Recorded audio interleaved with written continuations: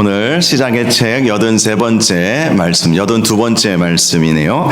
라헬의 아들들을 향한 야곱의 유언이라는 제목으로 말씀의 은혜를 함께 나누겠습니다. 역사상 가장 위대한 음악가 중에 한 명으로 꼽히는 게오르크 프리드리히 핸델.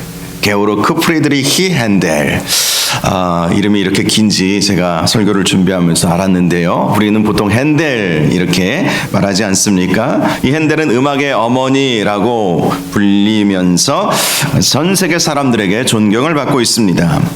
음악에 조금 관심이 있으신 분들이라면 한 번쯤은 들어보셨을 법한 조수미가 불렀던 리날도의 그 애절하고 아름다운 아리아 울게 하소서. 제가 어떻게 부를 수가 없어가지고 어떤 노래인지를 알려드릴 수가 참 없네요. 그 조수미 씨가 부르는 그 정말 그 감미롭고 또 이 울음을 자아내게 만드는 그 노래 울게 하소서가 이 핸델이 작곡한 노래였습니다.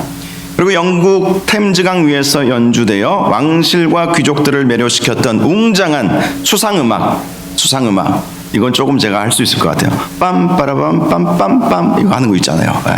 이게 이제 핸델이 작곡을 한 노래입니다. 그는 당대 유럽을 호령하던 최고의 스타 작곡가였습니다.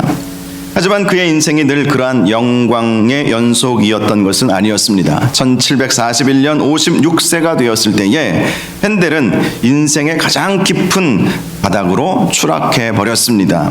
뇌졸중으로 쓰러져 버린 것입니다. 그래서 몸을 제대로 움직이기가 어렵게 되었습니다.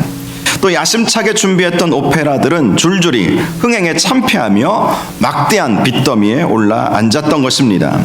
화려했던 명성은 온데간데 없고 채권자들은 매일 쫓아와서 그를 위협했습니다. 대중들은 그를 한물간 작곡가라고 조롱하기도 했습니다. 육체적으로나 정신적으로나 그리고 경제적으로 그는 완전히 파산 상태에 이르게 되었던 것입니다. 절망의 구렁텅이에서 그는 내 인생은 이제 끝났다. 하나님께서 나를 버리셨구나. 이렇게 탄식하며 식음을 전폐했습니다. 그런데 바로 그해 8월에 그의 친구 찰스 제넨슨이라고 하는 친구가 성경 구절을 엮어서 얇은 대본을 하나 보내주었습니다. 핸델은 힘없는 손으로 그 대본을 넘기기 시작했습니다. 처음에는 별 감흥이 없었습니다. 그러나 이사야서의 말씀을 읽는 순간 그의 멈추었던 심장이 다시 뛰기 시작했습니다. 그는 실로 우리의 질고를 지고 우리의 슬픔을 당하였거늘 그가 채찍에 맞음으로 우리는 나음을 받았도다. 이 말씀의 전율을 느끼게 되었습니다. 그리고 요한계시록의 말씀 할렐루야 주 우리 하나님 곧 전능하신 이가 통치하시도다. 이 말씀이 핸델의 영혼을 강타한 것입니다. 그는 지친 몸을 이끌고 피아노 앞에 앉았습니다. 그리고 마치 하늘로부터 무엇인가 쏟아지는 것처럼 그 영감을 받아서 미친 듯이 곡을 써내려가기 시작했습니다. 하인이 밥상을 들고 들어왔지만 그는 음식에 손을 대지 않은 채 눈물을 흘리면서 악보를 그려 나갔습니다. 그렇게 24일 만에 완성된 곡이 인류 역사상 가장 위대한 오라토리오라고 알려진 핸델의 메시아입니다. 핸델의 메시아 아시죠? 할렐루야 할렐루야 이게 이제 핸델의 메시아인데요. 그것이 그 고통 중에서 태어난 노래였던 것이죠. 그가 작곡을 마쳤을 때에 비서가 방에 들어와 보니까 핸델은 엎드려 통곡하며 이렇게 외치고 있었다고 합니다. 나는 하늘이 열리는 것을 보았다. 나는 전능하신 하나님을 배웠다.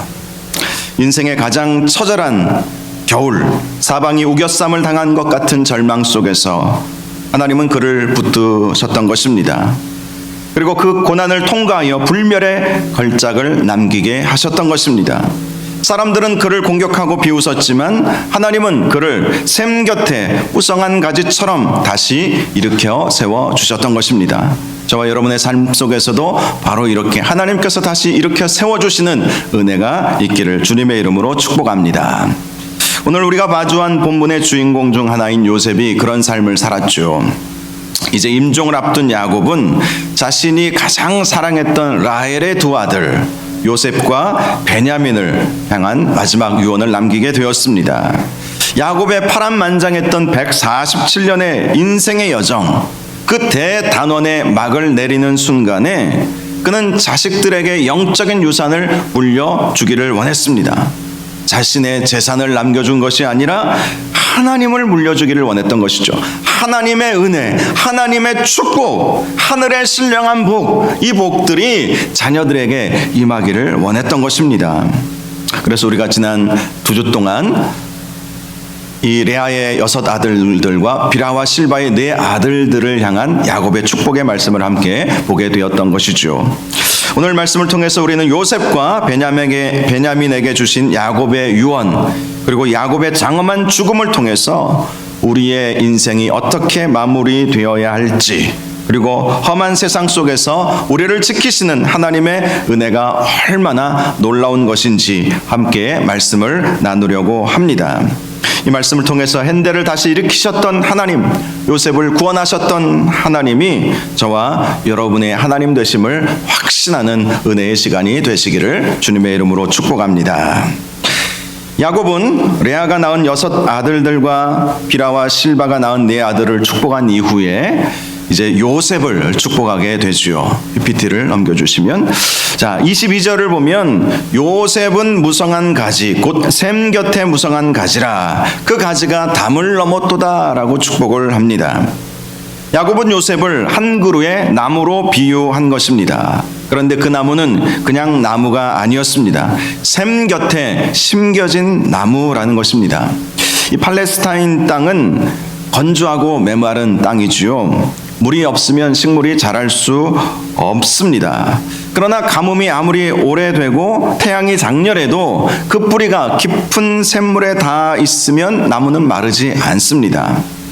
잎이 청청하며 시절을 쫓아 과실을 맺게 되죠. 시편 1편 말씀처럼 시냇가에 심은 나무가 바로 그런 것 아니겠습니까? 요셉의 인생이 그랬죠. 그는 형들에게 버림받아 메마른 광야 같은 애굽의 노예 생활을 하게 되었습니다. 또 보디발의 아내의 모함을 받아서 감옥에 갇히기도 했습니다.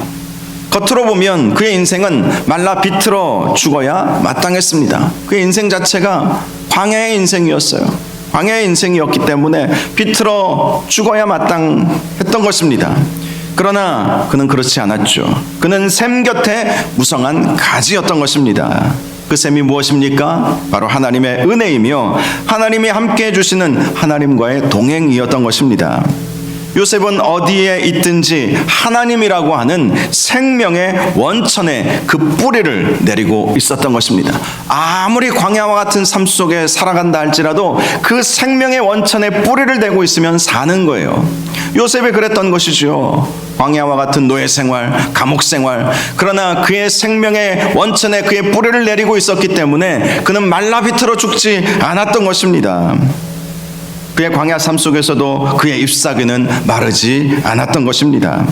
더 놀라운 것은 그 가지가 담을 넘었도다 라는 말씀입니다. 담을 넘었다라는 것은 영향력의 확장을 의미하는 것입니다. 일반적으로 담 안에 있는 나무의 열매는 주인만 먹을 수 있었습니다. 그런데 고대 근동에서는요, 가지가 담장을 넘어가면 그 넘어간 과일은 지나가는 나그네나 이웃 사람들도 그 열매를 먹을 수 있게 해 주었습니다. 오늘날에는 그렇게 하면 아마 도둑으로 몰릴 거예요. 그런데 고대 근동에서는 그렇지 않았어요. 담장을 넘어가면 그것은 모두의 것이 되었던 것이죠. 실제로 요셉은 애굽의 총리가 되어서 단지 자기 가족 이스라엘 민족만 구한 것이 아니었죠. 그는 담장을 넘어서 이방 나라를 구한 것입니다. 기근에 허덕이던 고대 근동의 수많은 나라와 백성들을 살려내기도 했던 것입니다. 그의 축복은 경계를 넘어서 담장을 넘어서 열방으로 흘러갔던 것입니다.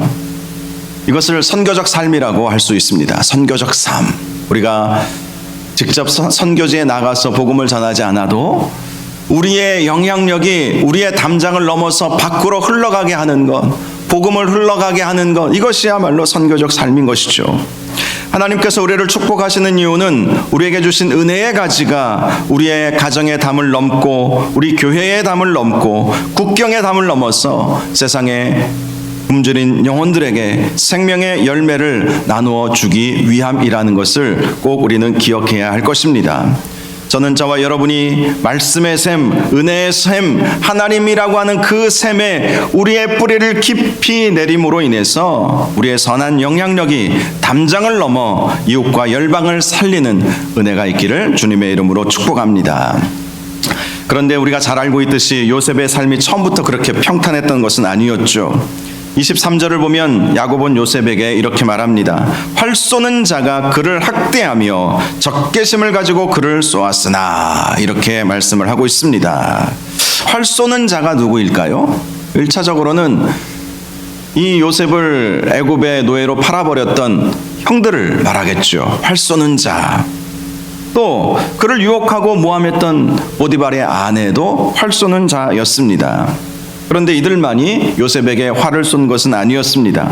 이들의 배후에서 역사했던 사탄, 마귀가 요셉에게 계속해서 활을 쏘아대었던 것입니다.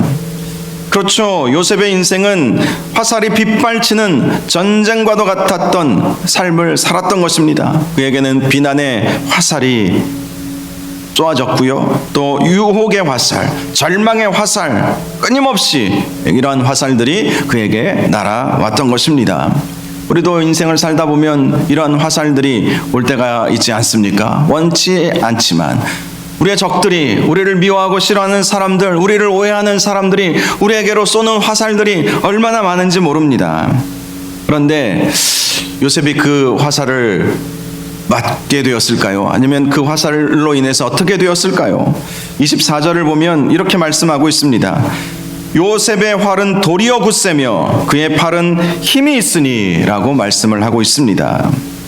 요셉은 계속된 활 쏘는 자의 활로 인해서 그의 삶이 무너지지 않았다는 것입니다. 오히려 요셉의 활이 더 강력했다는 거예요. 요셉의 활이 더 강력했다. 아무리 활 쏘는 자의 화살이 빗발치듯 요셉을 향해 왔어도 요셉이 가지고 있었던 활이 더 강력했다는 거예요. 요셉이 가지고 있었던 활이 어떤 활이겠습니까? 하나님이 바로 요셉의 활이 되어 주셨던 것입니다. 요셉의 능력이 뛰어났기 때문에 활 쏘는 자의 화살을 피할 수 있었던 것이 아니라 그와 함께 하시는 하나님의 은혜가 더 컸기 때문에 요셉의 활이 더 강하여진 것이지요. 그래서 활 쏘는 자의 화살이 아무리 빗발쳐도 요셉은 더 강한 활을 가지고 있었기 때문에 그 화살들을 피할 수 있었고 이겨낼 수 있었던 것입니다. 우리 하나님은 그 어떤 위기보다도 크시다는 사실을 꼭 믿으시기를 바랍니다.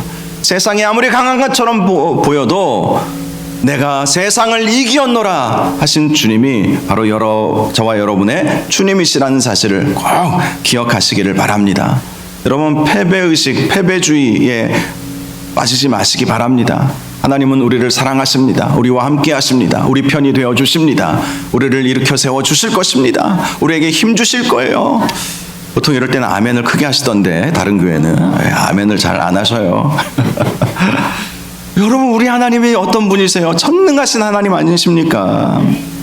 야곱이 요셉에게 지금 그 사실을 말씀해 주고 있잖아요. 이는 야곱의 전능자 이스라엘의 반석인 목자의 손을 힘입음이라.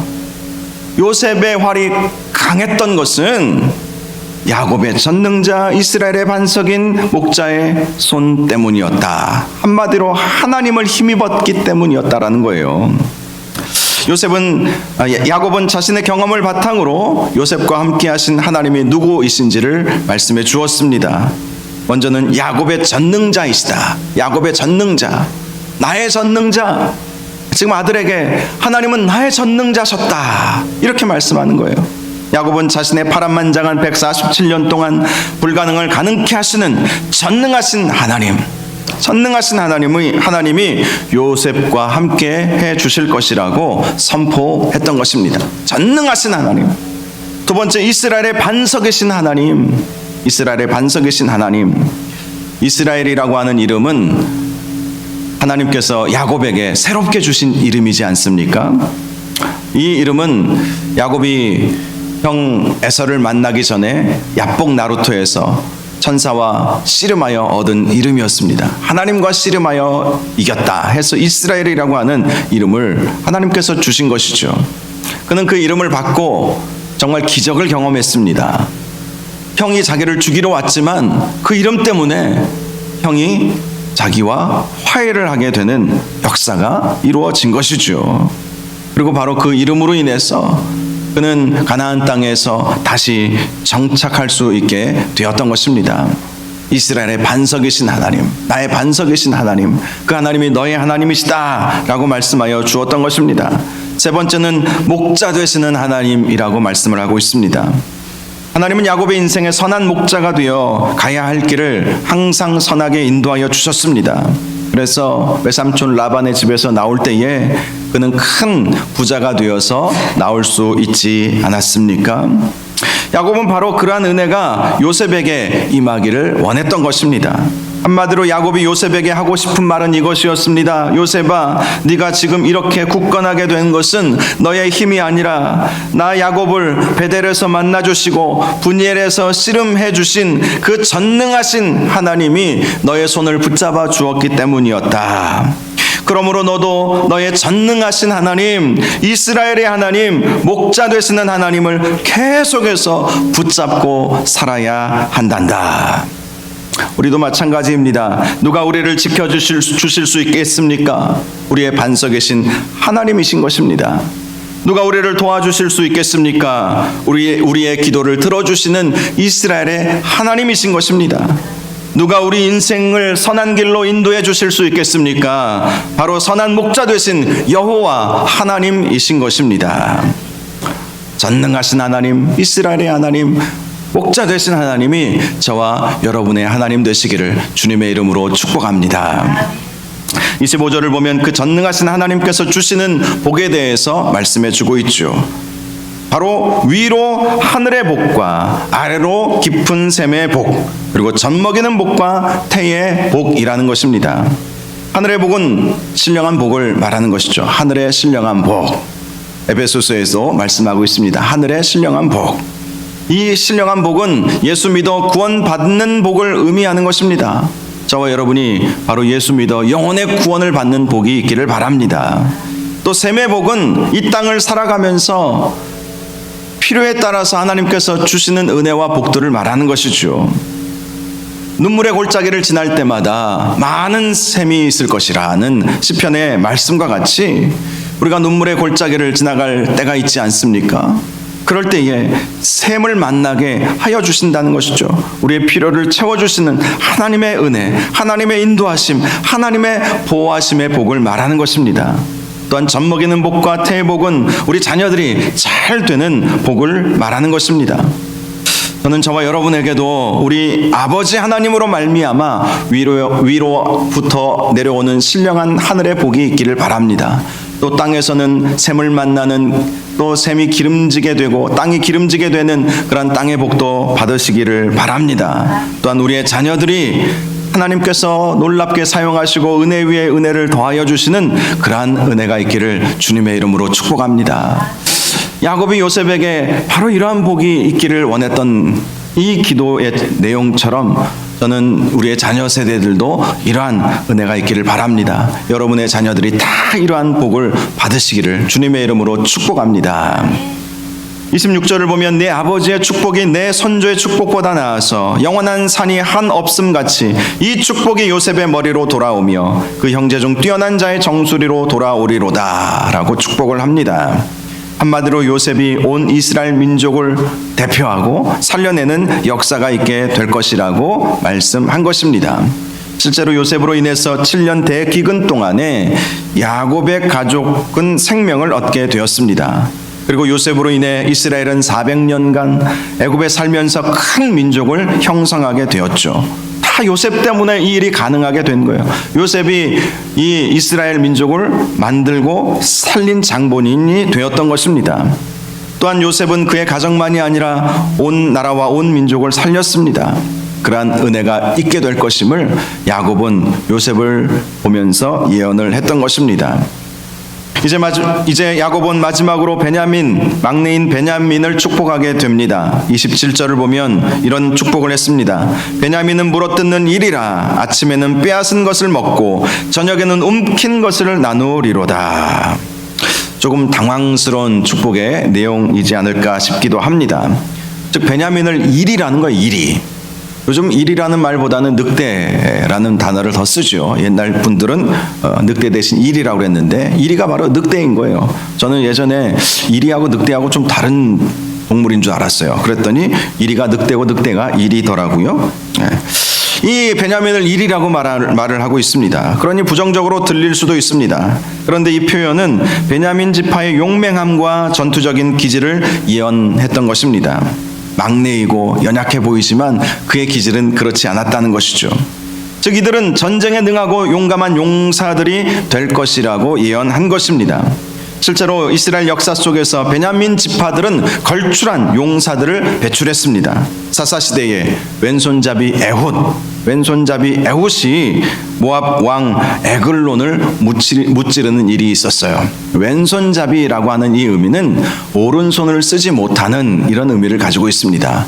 오른손도 멀쩡하고 왼손도 멀쩡한데 왼손잡이, 왼손을 주로 쓰는 사람의 의미가 아니라 오른손을 쓰지 못해서 왼손을 쓸 수밖에 없는 장애를 가지고 있는 사람이었다는 것을 말하는 것이죠. 그럼에도 불구하고 그 베냐민 지파 출신인 사사 에훗은 모압 왕 에글론을 무찌를 만큼 용사였다는 것입니다. 이스라엘의 초대 왕 사울이 베냐민 지파 출신이었죠. 비록 사울은 유종의 미를 거두지는 못했지만 그의 아들 요나단과 그의 아들 요나단은 다윗과 함께 블레셋을 물리친 용맹한 장수이기도 했습니다. 또 에스더 시대에 유대 민족을 말살하기 위한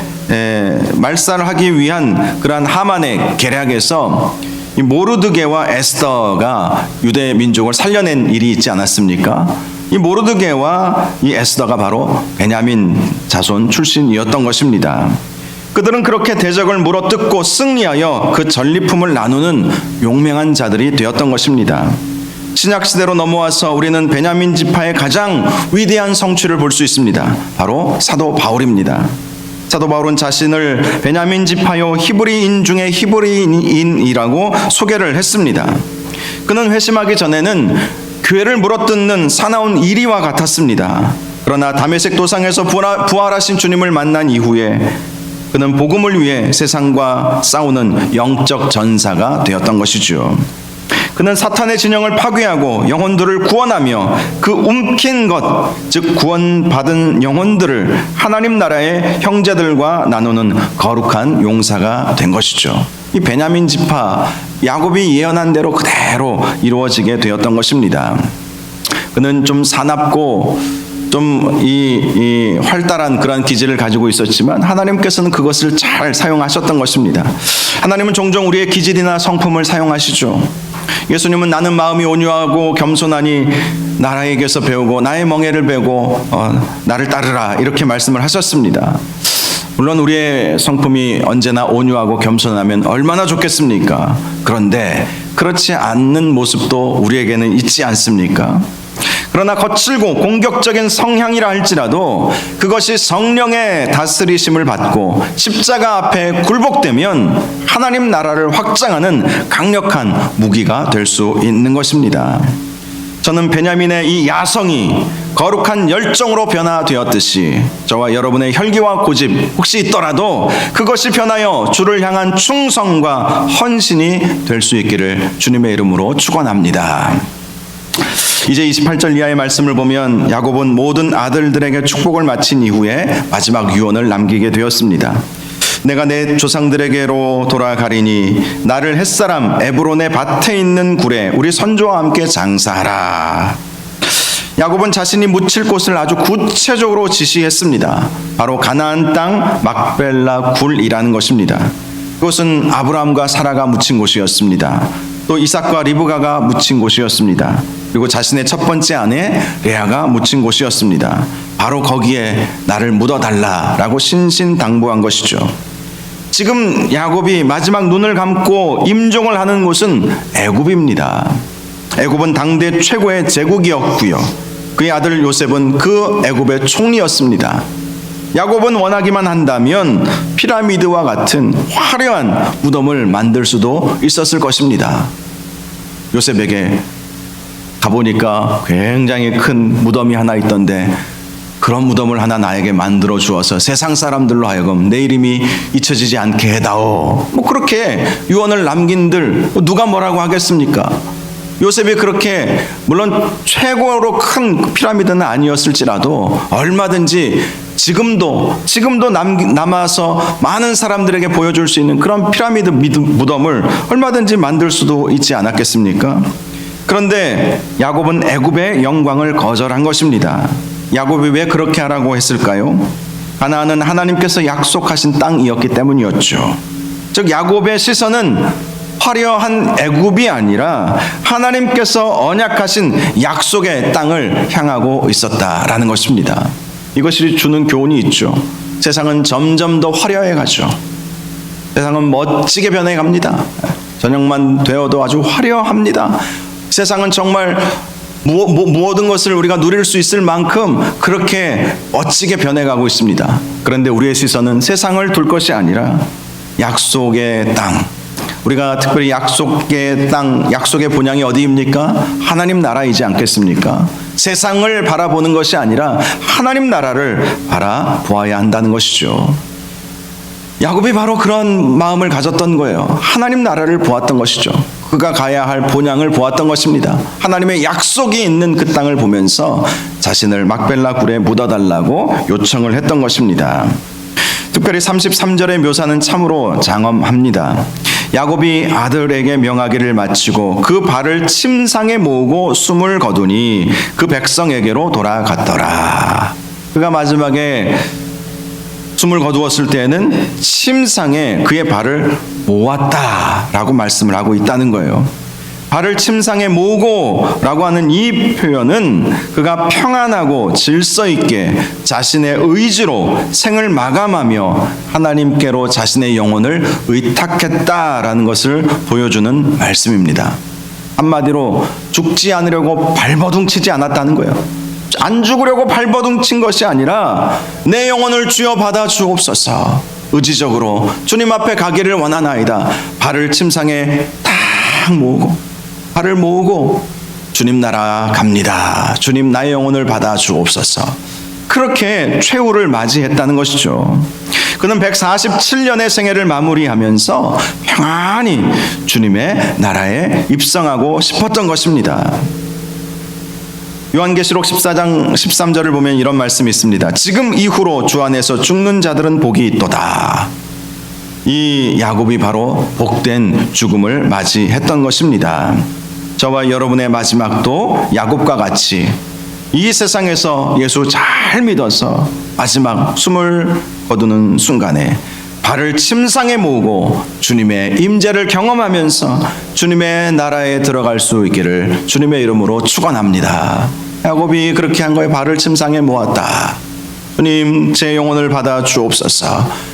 저는 끝까지 주님과 함께 하기를 원합니다. 마지막 순간까지 주님과 동행하기를 원합니다. 그런 마음으로 그는 인생을 마무리 짓게 되었다라는 것입니다. 말씀을 맺겠습니다. 우리는 지난 3주 동안 창세기의 단원을 장식하는 야곱의 아들들을 향한 이 야곱의 유언들을 보게 되었습니다. 야곱의 인생은 창세기가 우리에게 보여주고자 하는 구속사의 축소판과도 같습니다. 인간의 연약함과 죄성에도 불구하고 하나님은 이 야곱을 택하시고 연단하시고 마침내 복을 그에게 허락하여 주셨습니다. 우리도 마찬가지이죠. 우리는 늘 연약하고 넘어지기 쉽지만 하나님께서 야곱을 붙잡아 주셨던 것처럼 우리가 하나님만을 붙잡고 산다면 하나님은 우리도 붙잡아 주실 것입니다.